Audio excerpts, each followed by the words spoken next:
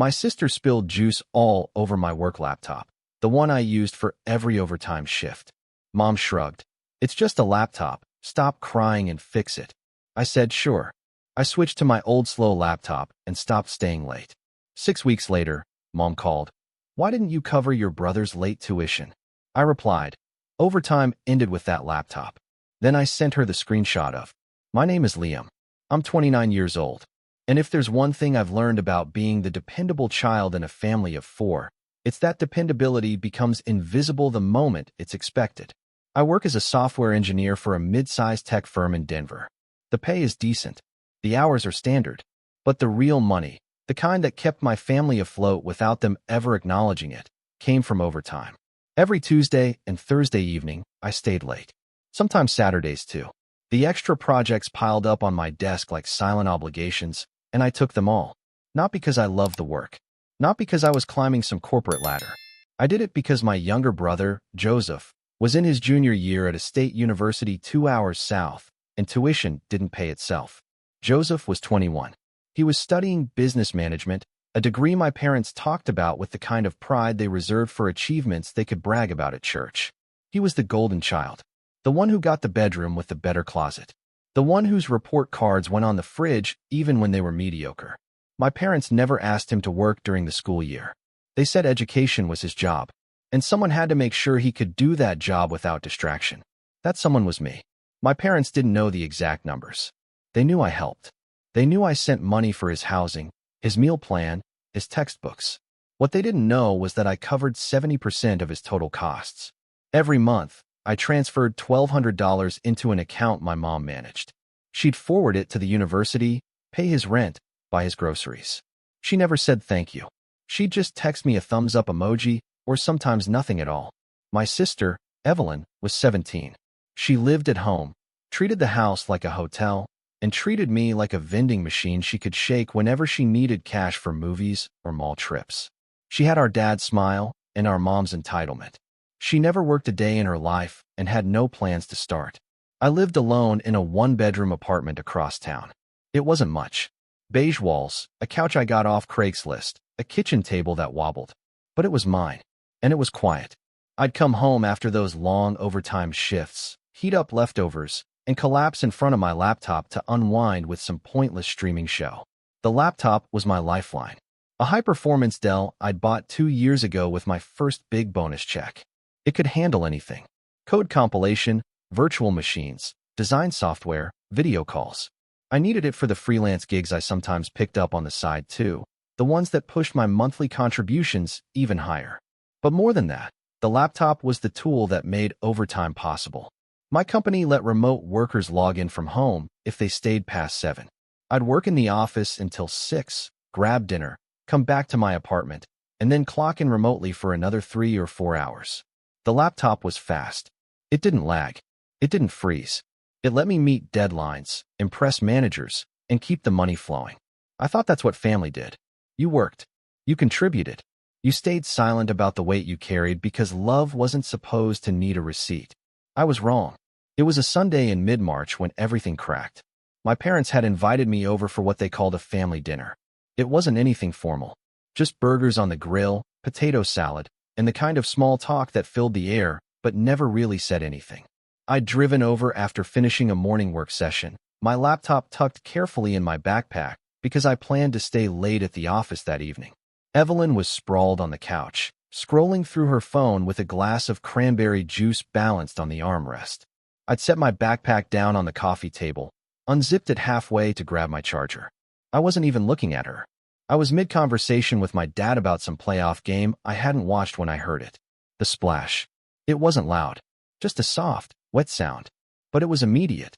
The juice glass had tipped. The deep red liquid pooled across the table, spreading fast. My backpack was open. The laptop was inside. I lunged for it, yanking the bag upright, but it was already too late. Cranberry juice poured out of the main pocket like a faucet. The laptop was drenched. Sticky red liquid dripped from the keyboard, seeped into the vents, pooled under the trackpad. "Evelyn," I shouted, my voice sharper than I'd ever used with her. She looked up, startled but not particularly concerned. "What?" she said. "It was an accident." "An accident?" I stared at her, then at my mom, who had walked in from the kitchen holding a dish towel. She just destroyed my laptop. My mom glanced at the mess, then at me, then shrugged. It's just a laptop, Liam. Stop crying and fix it. I felt my chest tighten. Stop crying. I wasn't crying. I was holding $1,200 worth of ruined equipment, the equipment I used to fund their lives, and she was telling me to stop crying. This isn't just a laptop, I said, my voice shaking now. This is what I use for work. For overtime. For everything. Then get it repaired, my mom said, her tone dismissive, like I was overreacting to a spilled drink instead of a destroyed tool. Or buy a new one. You've got a job, don't you? Evelyn didn't even apologize. She just picked up her phone again, wiping a splash of juice off the screen. I'll be more careful next time, she muttered, not looking at me. I stood there, dripping laptop in hand, waiting for someone to acknowledge what had just happened, waiting for my dad to step in, waiting for my mom to realize how much this mattered. But no one did. My dad went back to the grill. My mom walked back to the kitchen. Evelyn kept scrolling. I grabbed my backpack, the juice still dripping onto the carpet, and walked out the front door without another word. On the drive home, I didn't cry. I didn't yell. I just replayed my mom's voice in my head. It's just a laptop. Fix it. Sure, I thought. I'll fix it. I didn't call them that night. I didn't text. I just sat at my kitchen table, staring at the ruined laptop, watching the cranberry juice dry into sticky trails across the keys. I'd already tried powering it on once, just to see. The screen had flickered, shown a distorted line of pixels, then gone black. It was dead. The next morning, I took it to a repair shop near my office. The technician was a guy in his mid-40s with grease-stained fingers and the kind of blunt honesty I appreciated. Liquid damage, he said, prying open the back panel. And not just a little. This thing is soaked. Motherboard's fried. Hard drive might be salvageable, but the system itself? Gone. How much to fix it? I asked, already knowing the answer.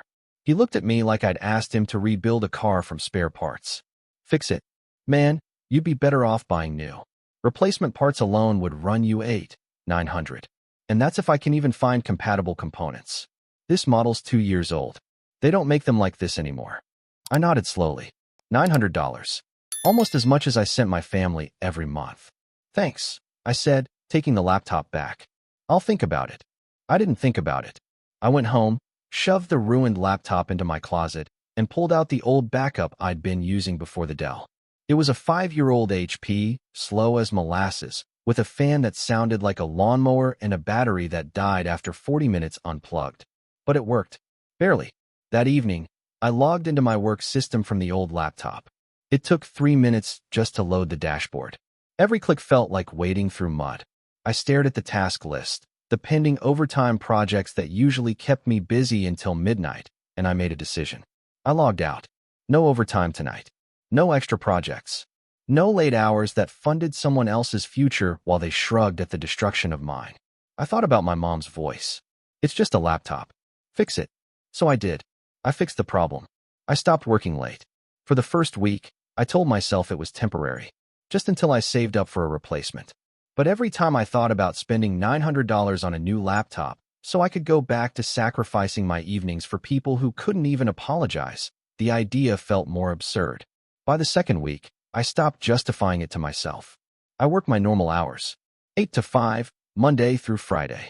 I came home, made dinner, watched shows, went to bed at a reasonable hour. It felt strange at first, like I was forgetting something. But the strangeness faded. What replaced it was something quieter, something that felt almost like peace. I didn't tell my family about the change. They didn't ask. My mom texted me once, a few days after the incident, asking if I'd fixed the laptop yet. I replied with a single word. Working on it. She sent back a thumbs up. I stared at that emoji for a long time before putting my phone down. March bled into April. My manager noticed the drop in overtime almost immediately. You doing okay, Liam? He asked one afternoon, leaning against the frame of my cubicle. Haven't seen you stick around late in a while. Yeah, I said, keeping my tone casual. Just trying to balance things better. He nodded, accepting the explanation without pushing. Well, if you need more projects, let me know. You're one of the reliable ones. Reliable. That word again. It used to make me feel valued. Now it just felt heavy. At home, I started noticing things I'd been too busy to see before. The way my apartment looked better when I had time to clean it. The way cooking an actual meal instead of reheating leftovers made me feel more human. The way sleeping 7 hours instead of 4 made me less angry at the world.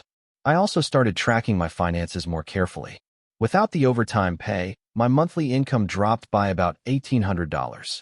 It was a significant hit, but I still made enough to cover my rent, my bills, my groceries, my car payment. I still had a small cushion for emergencies. What I didn't have anymore was the $1,200 I usually sent to my mom. I didn't announce it. I just stopped transferring the money. The first month, I told myself I'd send it late, after I'd saved a little more. But the deadline came and went, and I didn't move a dollar. The money sat in my checking account, quiet and untouched, like a question I wasn't ready to answer. My mom didn't call. Not in April. Joseph's tuition was paid through the spring semester, so there was no immediate crisis. I figured they'd notice eventually, but I wasn't holding my breath. In the meantime, I did something I hadn't done in years. I went out. I met up with a college friend I'd been putting off for months. We grabbed beers at a brew pub, talked about nothing important, laughed at bad jokes. It felt normal. It felt like I wasn't just a bank account with a pulse. "You seem different," my friend said at one point, squinting at me over his pint glass. "Different how?" I asked. "I don't know. Lighter, maybe." I thought about that on the drive home. Lighter. Maybe that's what happened when you stopped carrying weight that wasn't yours to hold. But I also knew the lightness wouldn't last. Sooner or later, the bill would come due. Joseph's fall semester tuition was looming. The payment deadline was in early May, and my parents would expect me to cover it the way I always had. I just wasn't sure I was going to. One night, I opened my banking app and scrolled through my transaction history. Months and months of $1,200 transfers. I did the math in my head. Over the past 2 years, I'd sent them nearly $30,000. $30,000. And not once had they asked if I could afford it. Not once had they checked if I was okay. I took a screenshot of the transfers. Just one image. Rows and rows of payments, all labeled the same way, family support. Then I closed the app and went to bed. The call came on a Tuesday in early May, 6 weeks after the laptop incident. I was on my lunch break, heating up leftover stir-fry in the office microwave, when my phone buzzed. My mom's name lit up the screen. I let it ring twice before answering. "Hey, Mom." "Liam." Her voice was clipped, impatient. "We need to talk." "Okay," I said slowly. "What's up?" "Joseph's tuition is due this week. The bursar's office sent me a notice yesterday. They're saying we're short." I stirred my stir-fry, watching the steam rise. "Short how much?" $1,200. "The same amount you always send." "Always." That word hung in the air between us like an accusation. "I haven't sent anything this month," I said, keeping my voice even. There was a pause. Then, sharper now, "Why not?" "Because I'm not doing overtime anymore." "What does overtime have to do with this?" I almost laughed. She really didn't know. After 2 years of funding her younger son's education, she genuinely had no idea where the money came from. The overtime paid for Joseph's tuition, Mom. All of it. The extra $1,200 a month. That wasn't spare cash. That was me working 50, 60-hour weeks. Another pause. Longer this time. "Well, can't you just pick up some extra shifts now? The payment is due Friday." "No," I said. "I can't." "Why not?" "Because my work laptop got destroyed. Remember? The one Evelyn spilled juice all over." I could hear her breathing on the other end, slow and deliberate, like she was choosing her words carefully. "That was over a month ago, Liam. You said you were going to fix it." "I did fix it," I replied. "I switched to my old laptop. But it's too slow for the kind of work I need to do remotely. So I stopped staying late. Then buy a new one." "With what money, Mom?" "The $1,200 I usually send you? That's what a new laptop costs." Silence.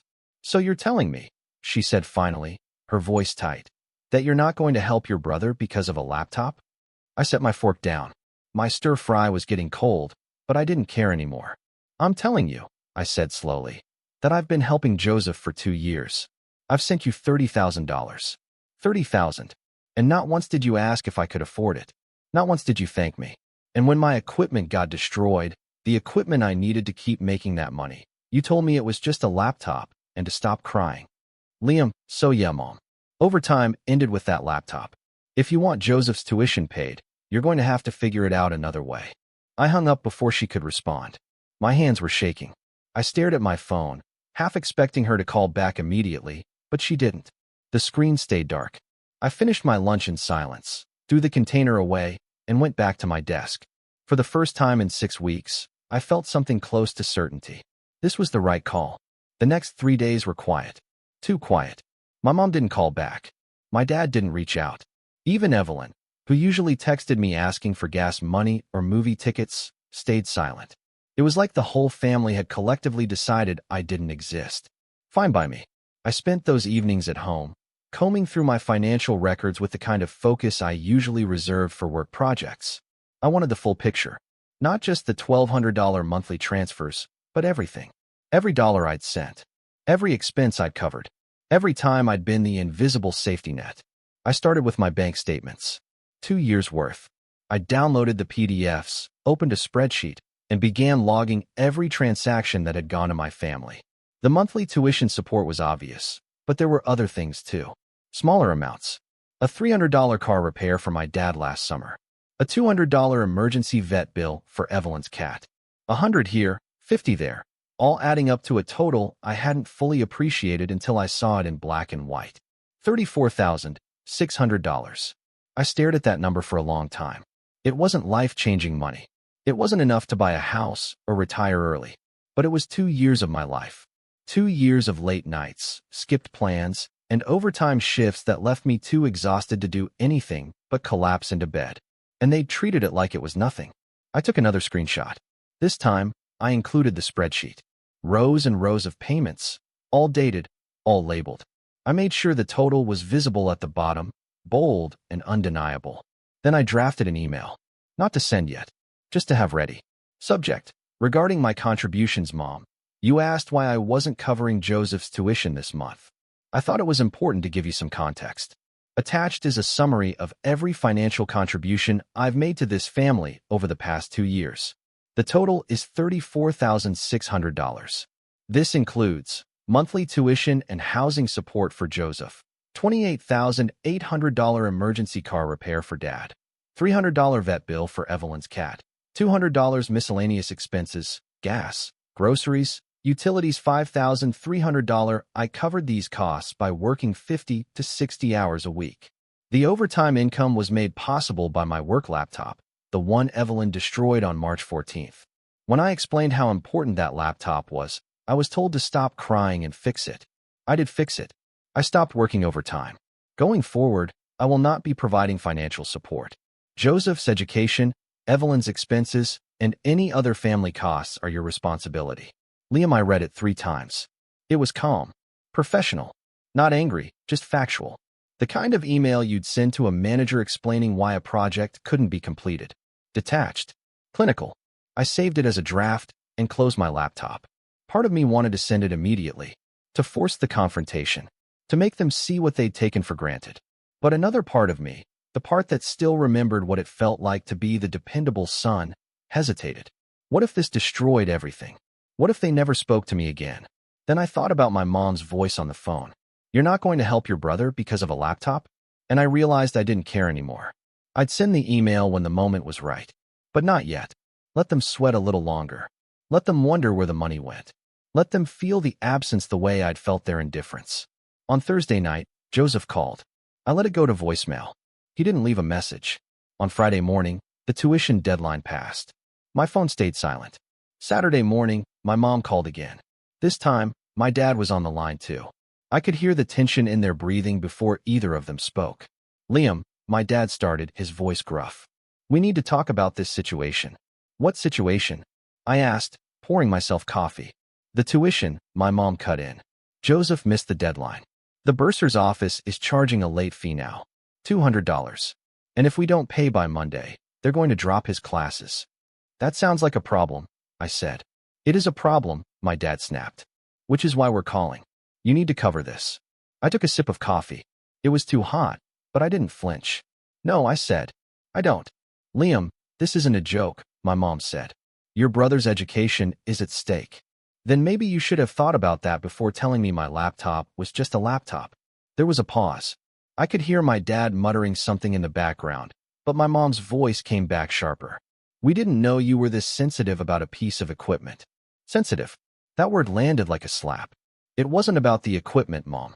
It was about the fact that none of you cared. Evelyn destroyed something I needed, and you dismissed it. You didn't apologize. You didn't offer to replace it. You just expected me to fix it and move on. We're not made of money, Liam, my dad interjected. We can't just buy you a new laptop every time something breaks. But you expect me to keep sending you $1,200 a month. Silence. I'm sending you something, I said, pulling up the email I drafted. Check your inbox in about 30 seconds. I hit send before they could respond. Then I waited, counting the seconds in my head, imagining the moment they opened it. The moment they saw the total. The moment they realized exactly how much I'd been carrying. It took less than a minute. $34,000. My mom's voice cracked slightly. Liam, this can't be right. It's right, I said. I have the bank statements to prove it. You never told us it was this much, my dad said. And for the first time, he sounded uncertain. You never asked. Another pause. Longer this time. So what? My mom said finally, her voice colder now. You're just going to abandon your brother? Let him drop out because you're mad about a laptop. I set my coffee down. I'm not mad, Mom. I'm done. There's a difference. You're being selfish, she said. No. I replied, my voice steady. I'm being fair. For 2 years, I gave you everything I had. I worked myself into the ground to make sure Joseph could go to school without worrying. I covered emergencies. I paid for things you didn't even ask for because I thought that's what family did. And the one time I needed something from you, even just basic respect, you couldn't give it to me. Liam, so here's what's going to happen. I continued, cutting her off. I'm not sending any more money. Not for tuition. Not for emergencies. Not for anything. If Joseph wants to stay in school, he can get a job. He can take out loans. He can do what every other college student does. But I'm not his backup plan anymore. You're going to regret this, my dad said, his voice hard. Maybe, I said. But I doubt it. I hung up. For a long moment, I just stood there in my kitchen, staring at my phone, waiting for the guilt to hit. Waiting to feel like I'd made a mistake. It never came. Instead, I felt lighter. The same lightness my friend had noticed weeks ago, but stronger now. More permanent. I'd spent 2 years being the dependable one. The invisible provider. The backup plan. It was someone else's turn now. The days after the call were strange. Not bad. Not good. Just strange. I kept expecting my phone to light up with angry texts, frantic voicemails, last-ditch guilt trips. But after that Saturday morning conversation, my family went quiet. Completely quiet. No calls. No texts. Not even a passive-aggressive email. It was like I'd been erased. At first, I checked my phone obsessively. Every notification made my heart jump. But after a week of silence, I stopped checking. After 2 weeks, I stopped caring. I heard through a mutual family friend that Joseph had taken out a student loan to cover the rest of his tuition. He'd also picked up a part-time job at a campus bookstore. The friend mentioned it casually, like it was the most normal thing in the world, and I realized that's exactly what it was. Normal. Joseph was doing what thousands of other college students did every semester. He was figuring it out. Evelyn, I learned from the same friend, had started working weekends at a local retail store. Apparently, my parents had cut her allowance after the tuition crisis, and she'd needed income. I wondered if she ever connected the dots. If she ever realized that the juice she spilled had cost her more than a laptop. My parents, as far as I could tell, were managing. My dad picked up a few extra contracting gigs. My mom started selling handmade crafts online, something she'd talked about doing for years but never had the time for. They were fine. They didn't need me. They'd just gotten used to having me. By mid-June, I'd saved enough to buy a new laptop. Not the expensive Dell I'd had before, but something solid. Mid-range. Fast enough for work, reliable enough for the occasional freelance gig if I ever wanted to pick those up again. I didn't buy it out of necessity. I bought it because I wanted to. Because I could. I also started going out more. I joined a recreational soccer league. I went hiking on weekends. I took a weekend trip to the mountains with some coworkers, something I would have skipped 2 months ago because I'd have been too busy working overtime. One Saturday afternoon in early July, I was sitting at a coffee shop I'd never been to before, somewhere across town, far from my usual routine. The place had big windows, good music, the kind of atmosphere that made you want to stay a while. I had my new laptop open, working on a personal project, something I was building just for fun, when my phone buzzed. It was a text from Joseph. Hey, I know we haven't talked in a while. I just wanted to say I'm sorry. For everything. I didn't realize how much you were doing. I should have said thank you. I stared at the message for a long time. It wasn't much. 14 words. But it was something. I didn't reply right away. I wasn't sure what to say. Part of me wanted to tell him it was okay, that I forgave him, that we could move past this. But another part of me, the part that had spent 6 weeks learning to let go, wasn't ready for that yet. Eventually, I typed a response. Thanks for saying that. I appreciate it. Short. Neutral. Not warm, but not cold either. I hit send and put my phone away. Maybe one day, we'd rebuild something. Maybe Joseph would grow into someone who understood the value of what he'd been given. Maybe my parents would realize that dependability wasn't the same as disposability. Or maybe they wouldn't. Either way, I was done waiting for them to see me. I closed my laptop, finished my coffee, and walked out into the sunlight. The air was warm. The sky was clear. And for the first time in 2 years, I felt like I was walking towards something instead of away from it. I'd spent so long being the backup plan, the invisible provider, the dependable son who kept the family running while staying in the background. I'd thought that role mattered. I'd thought it made me valuable. But value isn't something you earn by disappearing. It's something you claim by being present, by setting boundaries, by knowing when to walk away. That's what the laptop had taught me. Not when it was destroyed, but when I stopped trying to replace it. When I stopped trying to fix something that wasn't mine to carry. I didn't need their approval anymore. I didn't need their gratitude. I didn't need to be needed. I just needed to be free. And now, finally, I was. 3 months later, I got a LinkedIn message from Joseph. He'd graduated early, landed an entry-level job at a consulting firm, and wanted to grab lunch to catch up. I agreed. We met at a diner halfway between our cities. The conversation was awkward at first, full of long pauses and careful words, but by the end of it, something had shifted. He didn't ask me for money. He didn't make excuses.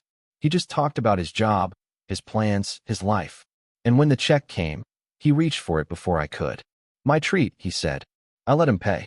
As I drove home that afternoon, I thought about the screenshot I'd sent my parents all those months ago. The one that had ended everything. The rows of payments. The total at the bottom. I'd thought of it as proof. Evidence of what they'd taken for granted.